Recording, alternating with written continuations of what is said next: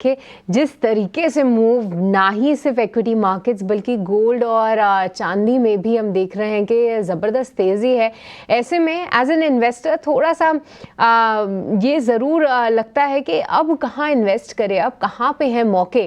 तो ऐसे में आपसे ये समझना चाहूँगी कि अगर यहाँ पे किसी को 100 रुपये अगर माने कि वो इन्वेस्ट करना है तो उसका बाइफरकेशन किस हिसाब से करें। हमने आपसे समझा कि कैसे रिटर्न की एक्सपेक्टेशंस अब बहुत ज़्यादा लगा रहे हैं लोग मार्केट से और जो भी वो इन्वेस्ट कर रहे हैं, बट ऐसे में अपना पोर्टफोलियो कैसे बनाए नीलेश जी, चाहे वो इक्विटीज़ में हो, सोने चांदी में हो या फिर डेट साइड, थोड़ा सा एक्सपोजर ज़रूर बनाना चाहिए। Srishti ji, from a asset point of view हमें लगता है सोना और चांदी अभी भी तेजी में रहेंगे। Central bankers of the world सोने की खरीदारी कर रहे हैं और चांदी का उपयोग इलेक्ट्रॉनिक्स की कई चीजों में हो रहा है।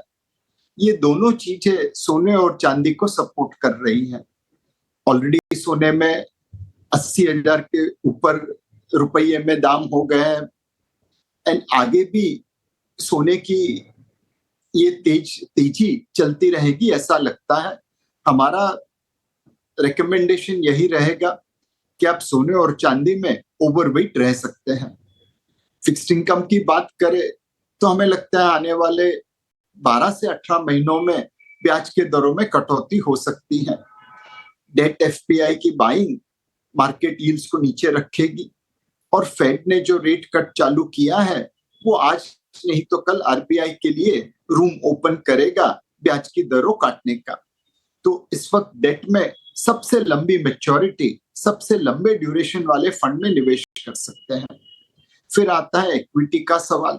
वहां पे हम यही कहेंगे कि quality over momentum, reasonable valuation over expensive valuation and high floating stock rather than illiquid concentrated holding stocks, इस प्रकार से आप अपने पोर्टफोलियो को रोटेट करिए। सेक्टोरली आईटी, फार्मा, बैंकिंग, टेलीकॉम, इस प्रकार के सेक्टर में निवेश करिए। Capital goods, infra, defence, railway, consumer durable, इस प्रकार के क्षेत्र में थोड़ी प्रॉफिट बुकिंग करिए। नेट इक्विटी में निवेश करते समय इक्वल वेट रखना, लंबी अवधि का कॉल लेना और रिटर्न एक्सपेक्टेशन मॉडरेट करना। डेट में निवेश करने के लिए लंबे ड्यूरेशन वाले फंड्स को निवेश करना और सोने और चांदी में आप ओवरवेट एलोकेशन चला सकते हैं।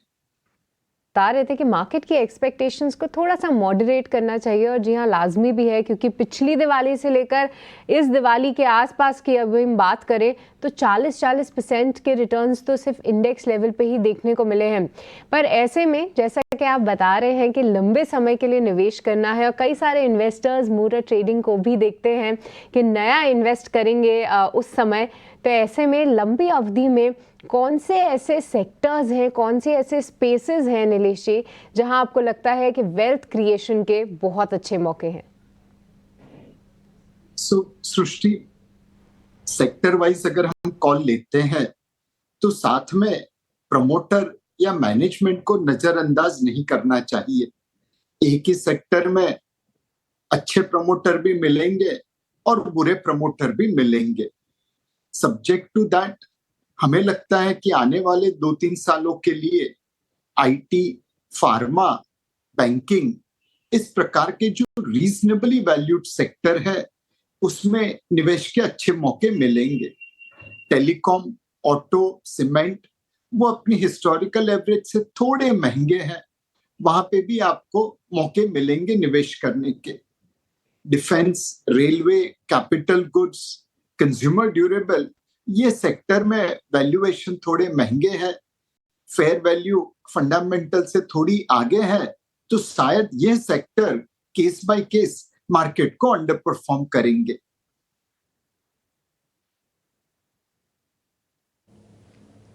ठीक है नीलेश भाई, एक चीज और बताइए। मैं ये बात पूछना तो नहीं चाहता, बट हाँ, क्योंकि हम रोजमर्रा के मार्केट के अंदर इससे थोड़ा दो हाथ करते हैं, वो है एफआईज का रोल।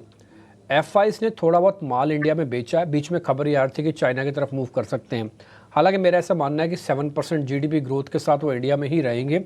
चाहे आगे आए चाहे पीछे हैं, उनका रोल इंडिया में रहेगा और ज़रूर रहेगा और अच्छा भी रहेगा। एक बार जरा आपका टेक चाहिए इस FIs के आने जाने पर, इसको कैसे कैलकुलेट करे एक इन्वेस्टर।